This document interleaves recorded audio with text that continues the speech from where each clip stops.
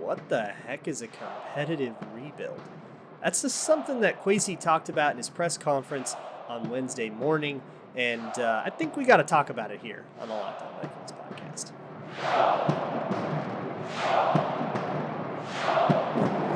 Ooh-wee! You are Locked On Vikings, your daily Minnesota Vikings podcast, part of the Locked On Podcast Network, your team every day. What's going on, everybody? Welcome to another episode of the Locked On Vikings podcast, part of the Locked On Podcast Network, your team every day. As always, I'm your host, your pal, and the kid you copied off in math class. My name is Luke Braun. You can find me on Twitter at Luke Braun NFL. You can find the show on Twitter at Locked On Vikings. And today on the show, thank you so much for making Locked On Vikings your first listen of the day. And today on the show, I want to have a higher level discussion. I allude to this a lot in like mailbags and stuff. But because Kwesi Adofo-Mensah kind of mentioned he wants to live in two worlds, he doesn't want to see like, I'm just all in, I'm just rebuilding. Because of that, I say let's have that conversation. So is Kwesi rebuilding? Is he tanking? Also, we're going to do Prospect of the Day. I'm going to talk about a corner. We're going to start doing that every day here. So later in the show, we do Prospect of the Day. It's a quarterback who's getting first round buzz. There's a little tease for you. So we'll talk about him later. But let's talk about this. So Kwesi Adofo-Mensah was asked, like, hey, you know, what are you, or I think he actually said it in his opening statement. And he talked about how everybody kind of looks at off seasons in this binary way. And I kind of agree. Like, I'm annoyed by this too. But people kind of see like, okay, you're either a contender or you ain't. And if you ain't, you got to go try to be a contender. And the only way to be a contender is to absolutely take your foot off the gas, tear everything down, trade everybody away for draft picks, and, you know, try to get the number 1 overall pick. And then they're like, look at the Bengals. They got a 1 overall pick and they got it to the Super Bowl. Blah, blah, blah. In response to that, Kwesi kind of denies that you have to choose and says, well, what if you could have both, right? What if we can be good in the short and the long term? And I think that's a better way to think about it, because it's not like, are you or aren't you a contender? That's sort of living on a different planet as the actual NFL lives on. Every NFL team is trying to win a Super Bowl, right? There are the occasional teams that are kind of tearing it down and understanding we're in rebuilding mode. You know, teams like the Bears, what the Bears are doing right now. There's a handful of those every year, but that's going to represent a really, really small minority of the teams. In reality, everybody, even the teams that end up winning 6 games, they didn't plan to do that. They were trying to win as much as possible, be as good as they can, and try to get to the Super Bowl, right? And like, imagine theoretically, if you had 32 teams and all of them were contenders, someone's still going 2-15. So it's just the way the sport goes. It's the point of sports, and I mean, like on a grander level, we are here watching sports to find out who wins, to find out which team is going to win. And if there's only ever 4 or 5 teams that are the true contenders, you know, give me the top 5 teams in Super Bowl odds, and everybody else can kind of be forgotten. And if that's all there is, it kind of takes a lot of the enjoyment out of the entertainment product. And ultimately, sports is an entertainment product, and I feel like it has to have a little bit of that character and soul for it to be the meaningful thing that it is to like culture in the world. I don't think boiling it down to who has the most cap space and should they have more cap space is really. I don't know what you're engaging with, but I don't think it's football anymore when that's your kind of analysis. Like I like the Tyreek Hill trade which happened on Wednesday. Tyreek Hill traded to the Dolphins from the Chiefs for a big old haul of picks. And all of the discourse around it was like value, right? Did they overpay? Did they underpay? Now look at the Chiefs. They have all these picks. And nobody's really talking. And some of it's about Tyreek Hill's like off field having, you know, a lot of really bad stuff. That's part of it. But there's not a lot of like, what did the Dolphins get here? You know, what did they like? The Dolphins got better and the Chiefs got worse. That's what happened here. And yeah, there are more draft picks and maybe the Chiefs can make up for it or maybe swing it into a profit if they nail all those picks. But really, the Chiefs got worse and the Dolphins got better. And that's always going to be my philosophy here. And then we can go short and long term beyond that. It was kind of funny. Kwesi was asked about like mediocrity, right? Like, how do you deal with the idea of like being mediocre? And he immediately evoked Sam Hinkie, of all people. You might recognize him as the guy who coined the trust the process thing, or the guy who's like kind of attributed with trust the process and that whole thing for the 76ers. And the 76ers at the time were seen as this kind of perennial kind of fringe playoff team. And then they blew everything up and they came back. And Sam Hinkie got fired, and the 76ers they had a couple of years where they were, I think, like really close to contenders. And then that was kind of it. And it's like, was that really better? Was that a better way? You went from eighth seed in the conference to 14th seed in the conference forever to third seed in the conference for a couple of years. And couldn't you have just gone from 8th to 3rd? What did you have to do that middle step? And that's my tanking thing. It's like, yeah, everybody wants to be a contender, of course, but what's the easiest way to go from mediocre to a contender? Can't you just go straight from A to B? Do you have to have a dip in the middle? And I contend that you don't. But I think a better way to think of this conversation is short-term versus long-term. And I think to try to paraphrase Kwesi's point, it's not a zero-sum game. If you do something that helps you this year, that's not hurting you in future years necessarily. There are moves that, you can trade a draft pick next year into this year, and that's a little inefficient, but it's like an all-in thing to do, or you can borrow a bunch of money from next year. That's more zero-sum, right? But signing Za'Darius Smith, that guy's going to be on the team for 3 years now. So he helps you in each of those 3. He'll be Za'Darius Smith in all 3 of those years, assuming health and all that stuff. So we always think so much about like, well, are they trying to win or aren't they trying to win? And that's the dumbest question I've ever heard. Have you ever played a sport? You're trying to win.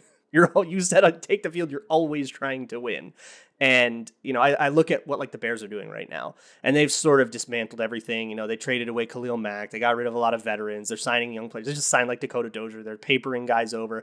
They look closer right now to the expansion Texans than they do to like a real competitive team. I would hate to watch that team and cover that team. And I don't care if that means they're going to get a higher draft pick next year. I don't think that's worth blowing a year of your quarterback's rookie contract. We all know how big of a deal that is and how much everybody makes it. But I would not want that. I would not prefer that over this. So all that said, what is the actual Vikings plan? That becomes the next thing to talk about. We'll get to it. But first, let me talk to you about Grambling on betonline.net. You can Gramble on anything. The basketball tournament's going to pick back up here in a little bit with the Sweet 16s. Of course, pro basketball, pro hockey, those are ramping up, getting closer to their playoffs.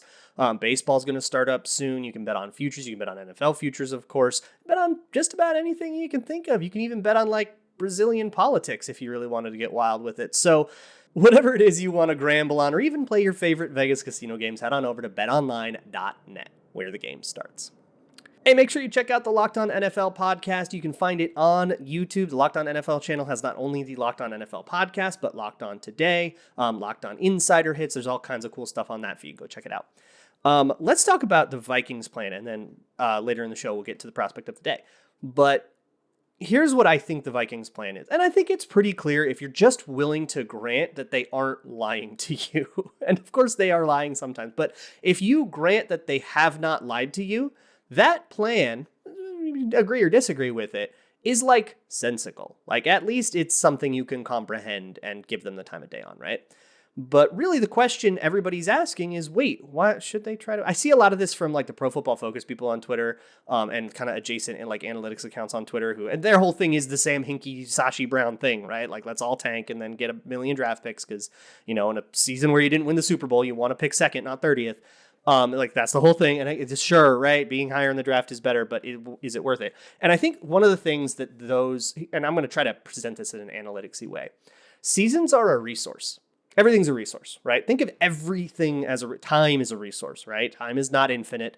You only have so many years on a contract, for example, and leveraging that's part of why I'm such a big of a push the cat down the road fan, is because you will not be on this team forever. So why do you bother setting up the next guy, right? Like if a genie comes and tells me I have this job and I'm only going to have it for 5 years, I'm pushing every bit of cap I can to year number 6 and saying after I get fired, that's your problem, right? But time is not infinite. And so the time you spend listening to ideas, the time you spend negotiating with people or whatever is a resource. And it's something you have to be smart about how you allocate, right? That's good, just life advice, right? Your day there's not infinite hours in the day. Be smart about how you allocate your time. Money is a resource. Draft picks are a resource. Everything's a resource. Seasons are a resource. Games are a resource. They're opportunities, and they are finite. And once you spend opportunities, you don't get them back.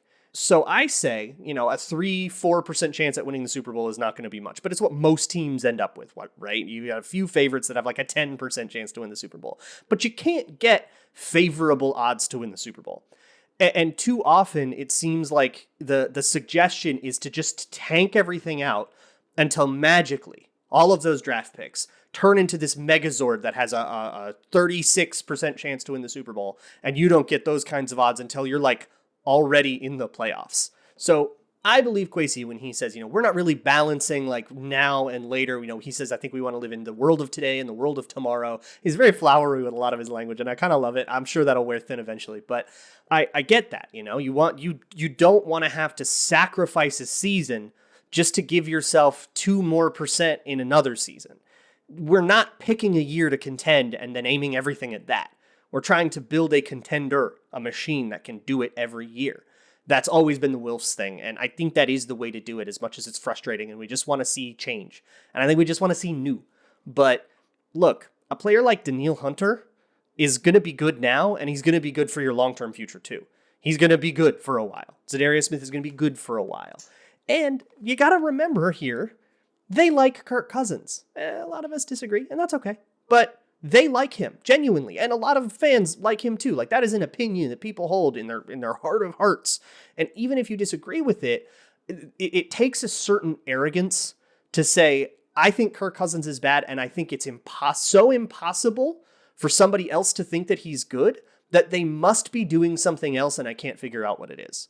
That takes an arrogance that I'm not comfortable having. They are building a team that they think can win the Super Bowl with Kirk Cousins. You don't have to agree with that, but you at least have to give them the benefit of the doubt that they earnestly believe it. Now, when we talk about short-term and long-term, there are moves that prioritize the short-term. Look at the Rams. They don't have rookie contracts. They don't have all these players.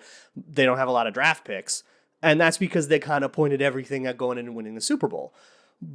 But also the Rams kind of hate draft picks, and they just don't think that they're that valuable, and they don't think that that's the way to build a long-term organization. So they trade them away, they get veterans and stuff, and look, they're keeping enough of the band together that they're probably going to be contenders again next year.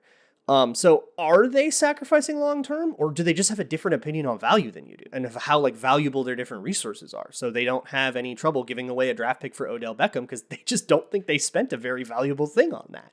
And again, it's a different opinion on value, probably, especially nowadays when a first round pick, we're all looking at the draft charts and we're all looking at what the value of all those is. And it helps us understand, what this second round pick for this first round pick, what do I have to do to get up and stuff. It helps us navigate that. But ultimately the Rams are just going to say, yeah, we just don't think we're going to get that good of a player with the first round pick. And we want Odell Beckham instead. And there you go. That's what they're doing. And then if you look at bad teams, I'm looking at, I was talking to somebody about the Texans. Somebody I think said that the Texans seem like they're in a better place than the Vikings right now. It's probably because the Texans are flush with resources. They got all kinds. They don't have great cap anymore because the Deshaun Watson contract all accelerated. So they're not doing great this year. But they've got they've got all these draft picks from the Deshaun Watson trade. They've got they have this absolutely barren wasteland of a roster, but they've got resources to start building. And the Vikings don't have resources, or they have a normal, I think, amount of resources. So, therefore the Texans are in a better spot. And it's the Texans, look, man, I'm sorry to Locked On Texans. Sorry, guys. They are as close to folding as a franchise as I think I've ever seen. They are barren. There is nothing. There's no direction. They're we're going to talk ourselves into Davis Mills, who had a fine year for a third round rookie, but come on. They're barren. They're in a lot of trouble, and they need to start building something that's worth watching. Just go back to 2019. They were a playoff contender. That was seen to be in this same world, this same kind of stuck in the throes of mediocrity. We can get to the divisional round, but we can't get past it. And then the floor fell out, right? They traded away DeAndre Hopkins. That was the start of it. And then 2020, they won 4 games. And then they traded, and then everything went wrong, right? And of course, the Deshaun Watson off-field thing doesn't help, and that's not something the Texans can control. Here they are, 3 years removed from the last time they made the playoffs, And they're what? Bottom 3 team in the league? It's not good. And not only that, but they don't have like a young, exciting core at all. They have nothing. And sure, they're going to get it with those draft picks, but they're going to be in 2 years where, we have a young, exciting core. Maybe next year we can contend for the division. They're 2 years away from next year, right? And are they better off long term? And here's the point I'm going to drive all this home with. Resources are great, and you got to have them. Players cost things. Players cost draft picks. Players cost money. You got to do it. But you have to convert that. You have to convert that draft pick or that money into a player, and you have to do that right. And that's not a guaranteed thing, right? Free agents bust all the time. Draft picks certainly bust all the time. So they're all more probabilistic assets. And I think too often we see it this time of year. We see cap space as something you can go up to an ATM, you put in your cap space, and good player comes out. And if you got enough cap space, you put enough cap space into the ATM, and a contending roster can come out of the ATM. And it doesn't work that way, right? You have to be able to build an actual team, and just throwing resources. Look at the Jaguars. Just throwing resources at it will not build a team. You need a core. You need a plan. You need a focus and a vision. You need something that you're actually going to be a team that does this. We are this kind of team. This is our character. This is who we are. And if you don't have that, everything kind of stops mattering. And do the Vikings have that? Maybe. I mean, they've got a core defensively, right? Harrison Smith, Eric Kendricks, Danielle Hunter, and now Za'Darius Smith. There's your core, right? They've got a core. And offensively, they've got the Justin Jefferson, Kirk Cousins, Dalvin Cook thing. Whether or not you like that core is up to you. And you can hold whatever opinion you want. But getting rid of that and then building off of nothing is going to be harder, bar none. It's like if you inherited a halfway constructed 20-story building. And instead of just finishing the building, you decided to tear it down and build all 20 stories again. And that's going to cost way more. So that's where it loses me. And that's where we don't have to mortgage the long term to be good in the short term. Just get good players. And when the good players are about to leave, try to keep them in-house and do the best you can to do that. And yeah, eventually everything comes to an end. That's the way of life. But you don't have to sacrifice short-term for long-term and vice versa. It is not a zero-sum game. And the best moves, the ones that really, truly make contenders, are the ones that are both good in the short term and the long term. And that's why I like the Za'Darius Smith thing so much, because that did make the Vikings better short-term and long-term. They've got a lot to do. They've got cornerbacks. We're going to talk about one in a sec that could become a Viking. They need, help on the offensive line still. We still got to argue forever about if the quarterback's good enough. But this helps. And whatever the Vikings are in 2023, whatever the Vikings are in 2024, that contract says that it helps those two. And that's where we're at. So, look, I want to talk about the prospect of the day. I've rambled enough on this, so let's get into that. So for this is not necessarily me saying prospects I like. This is going to be a guy I'm not as into for the Vikings. This is get to know them. This is figure out who they are, and then whether or not I think they're a fit for the Vikings is just my opinion. You can have your own too. So for this, today, I am going to talk about Trent McDuffie. He is a cornerback. He is flying up mock draft boards right now. He's getting a lot of hype. And he follows a very similar mold to some of the other corners we've taken in the recent past, which might turn you off. And that's probably fair, but at least hear me out here. For one, he is very much similar to the Jeff Gladney or Mike Hughes build size-wise. He's 5'11", he's under 193. This is not a huge guy. And for some teams, and this is something I always super disagreed with Mike Zimmer on, for Zimmer, that means you are going to play nickel now. And you'll Jeff Gladney was doing the back and forth thing before he got cut. So the both outside and zone. And Trent McDuffie did similar stuff at Washington. But like Mackenzie Alexander, pure outside corner at Clemson, he came to Minnesota. He had to be a zone, or he had to be a nickel corner. And so for some teams, if you're under 6 feet, you're a nickel. We're not going to put you up against everybody's 6'3", 4'5", 40 guy and have you get boxed out. And in fairness, with Mike Hughes at least, who's similar build, watch his tape against Mike Williams. There's a reason that teams don't want that. So maybe we have to think about that. And I don't know how Donatell is going to approach that. I don't know how the new Vikings are going to approach that. We kind of had a sense for how the Zimmer-Spielman thing was going to approach a corner of a certain size. We don't really know now. But we can still talk about his skill set, right? PFF graded or charted him as more of a zone corner than a man corner. I don't know how much I trust that because their idea of a zone coverage is a little different than the way that I think of zone. They see a lot of pattern matching coverages as zone coverages, and I don't necessarily think that that's as a zoney skill set as much as it is a man-to-man skill set. But so grain of salt there, but that's one thing. The thing is, he didn't play a lot of press, and that's a lot easier to chart. I trust him there. That is a bit of a concern because with a Fangio system, now here's the deal. A rookie corner is not going to be good year one. They never are.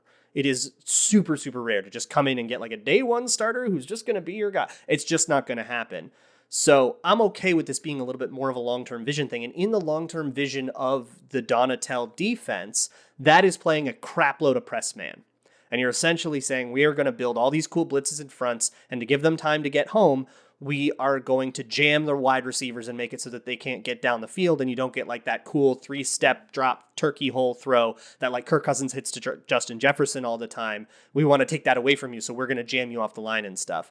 He doesn't have a lot of experience doing that, and that's a very, very classic thing you see in all of these, in Denver with Fangio, with Staley, with Sean Desai in Chicago. That's something they really, really, really liked to do, and he doesn't have as much experience in that. So the fit is not really great. Now, I am not too bothered by the size personally. If I were in charge of a team, I would not automatically take every short corner and demand that they be a nickel corner, and he played more outside than nickel in college for sure. So I'm all right with that. It's just a matter of what experiences does he have coming into the league, and do they match what we're going to ask him to do? Or are we going to take a resume built doing one assignment and then ask him to do another assignment that is not how he made his hay in college? But here's the deal. He's got a ton of great bursts. He's got a ton of great, like, click and close. He'd be really, really good in a more zone heavy zone match. And we are very zone heavy. So there are definitely ways to use that skill, but not having that press. It's like the first thing I'm looking for with cornerbacks. So if he does end up being a Viking, there's definitely a place for him about, back off the ball, go see what's going on. He's played inside and outside and all that stuff. There's all these great things. You could totally talk yourself into it. But what I wanted to see was press man. And that is like specifically the thing that people kind of say he doesn't have. So that's Trent McDuffie. Look, in terms of like what grade, right? This is the weird thing about the draft. I'd be like, oh yeah, I don't think he's a great fit. But when it's round 3 and if he's still on the board, we're suddenly having a different conversation, right? Not that he would fall that far, but if he did, we have that conversation, right? So it's all just a matter of, all right, not a great scheme fit. We move him down 20 spots on the board. And that's going to be kind of how the board gets built, over time here. And then hopefully by the end of it, we have a really nice, thoughtfully put together Vikings board that says this is the players that we want. And, we'll take bad scheme fits if they fall far enough. For sure we will, right? It's all that kind of value-based moving up and down, shuffling around the board. We'll talk tomorrow. So right now, as I record this, Ryan Bates, who was a lineman for the Buffalo Bills, is deciding which offer sheet to sign. One of them's from the Vikings. He also visited with the Bears and Patriots. So he's choosing one of those 3. And then the Bills will choose. He's a restricted free agent. So whichever one of those 3 he signs an offer sheet. And then the Bills get a chance to match that offer sheet and keep Ryan Bates in Buffalo. And if the Bills do not elect to do that, then whatever team Ryan Bates chose actually gets him. So we're still a long way away from even being able to get Ryan Bates in the first place. But considering that the Buffalo Bills didn't put a second-round tender on him, they put a right of first refusal tender on him, which only would have increased his price by like $1 million or $2 million. And the Bills declined to do that. And it kind of tells me, okay, maybe they don't see him as that valuable. And maybe a team like the Vikings or Bears or Patriots does. So, and if the Vikings happen to win that bidding war, we get a guy. And I'd be pretty excited about Ryan Bates, even for that inflated price. We'll talk about that if and when it happens. So maybe that's a thing we talk about tomorrow. If not, we'll get to it next week or whenever it happens. I'll keep you posted on all of that. So go check out the Locked On NFL Draft Podcast. Get to know a lot more of these players. And you'll be set for draft weekend. I will see you all tomorrow. And as always, Skol.